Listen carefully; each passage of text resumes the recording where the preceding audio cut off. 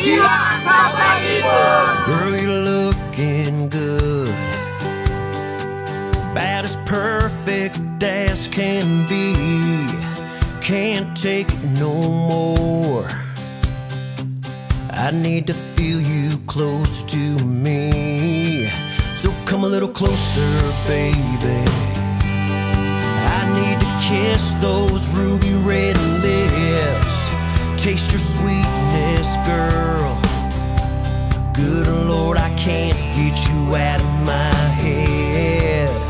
Yeah, so walk on over to me and jump right into my arms, 'cause all I wanna do is get to loving on you. Good morning, guys. Menu. May sigaw eh. May sigaw. Natunda natin. Sumaw! Lumin! Sumaw! Ayan, good morning mga kapalibot. So dito tayo ngayon sa Campo Ore. Hindi ko na-explain kahapon kung ano yung mga aabutan nyo dito or yung mga babayaran or yung mga lugar or mga rules. Pero meron sila dito. Dito pa lang po sa entrance, makikita nyo na. Ayan, sasalubungin na kayo ng mga staff nila, ng mga mabait. And magbabayad kayo dito. Kagandahan sa kanila, kung wala kayong cash, pwede kayo magbayad ng Gcash. Alright, may Gcash sila dito. And in 30 minutes, may mga floating cottage, may mga kayak silang available. So doon ba lang, may kita mo na. Live, love, love. O diba? Campo Ore. So tara, dito tayo. Nagmahal, nasaktan, nag-Campo Ore. Okay. So ito yung pinaka-entrance ng Campo Ore. Ayan, yung ambience pa lang ng lugar, pagpasok nyo dito, talagang kung magbabarkada kayo, kapag pasok dito, wow! Wow! Nagpasa-express sa itsura ko, hindi naman itsura kami na vlog yan. Nagising namin, madumi kami. Medyo maputi kasi umulan kagabi. Pero, kita nyo naman, buhay na buhay ang Campo Ore. Okay, dito pala pwede kayo mag-take ng selfie. Ayan. Napakaganda ng spot na to. Para sa mga mag-iirog na maghihiwalay din naman. Pero walang forever. So, pwede kayo mag-spot dito. Ayan, tapos tingnan nyo lang. Napakagandang kalikasan. Solid na solid yan. Ayan. Dahil nag-camping kami, so hindi kami kumuha ng kubo, in-advise kami nila na dapat kasi ang camping area nila andun sa dulo. Kaso nag-uulan-ulan. So, binigyan nila kami ng kubo na pwedeng gamitin. Napakabait talaga ng mga staff dito, promise. Ayan, pwede kayo mag-hammock. So, meron sila mga hammock dito. Ayan, dito rin kami natulog. Ayan, sa hammock. Okay, goods na goods. Ayan, nagkakape pa ako. Pakita ko na lang. Then, kubo-kubo na lang yan. Marami sila nakakatuwang mga ganito. Ayan. Sinubukan kong magtampo. Ako yung nag-sorry. Kawawa naman tayo, no? Ay, ate. And then dito sa taas, guys, pwede kayo yung mga Instagrammable picture. Meron dyan sa taas, ayan, yung mga bilog. Ayan. Meron, andito rin yung Campo Ore na ginawa nilang bato. Ayan, dito sa taas. Hindi ko lang kung makikita nyo yung sa drone, pero ayoko nang umakyat, nakakapagod eh. Ayan, dito. And then meron na kayong, kung marami kayo, meron din sa mga pampamili na, ang tawag dito, mga table.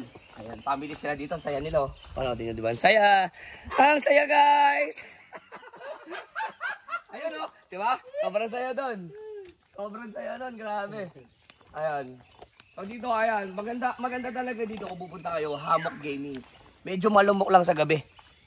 So magdala kayo ng mga 100 katol. Sa gitna naman yung lamok, hindi naman sila nagtagal. Natulog din sila eh, ayaw nila mapuyat. Okay, ayun. Tingnan nyo naman yung mga Instagrammable picture na, ayan, pwede kayo magpa-picture dyan. So, napakaganda. And then, meron silang available dito na swimming pool.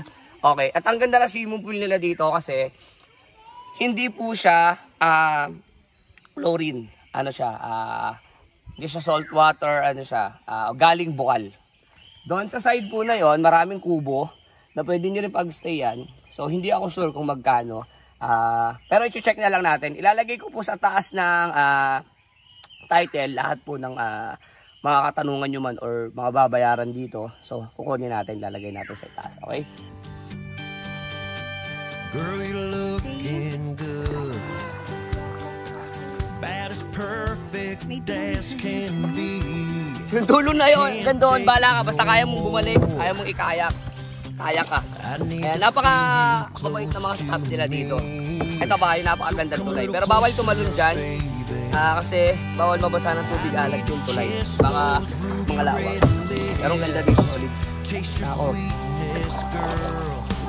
Chill lang tayo, si Daddy, sagwan-sagwan. Yes, walk on over to me and jump right into my arms, 'cause all I wanna do is get to love and get to love.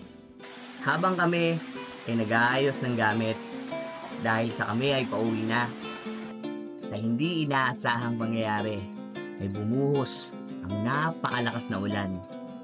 Kaya mas pinili namin na manatili muna at enjoyin ang biyaya ng kalikasan. O, di ba? Napakalupit namin, oh. Di ba? Ang init kasi ng panahon. Kanina sobrang tirik yung araw, so gumamit kami ng kapangyarihan nito. Pinabagsak namin yung ano. Yung araw. She's running through gold, slow and sticky, shines even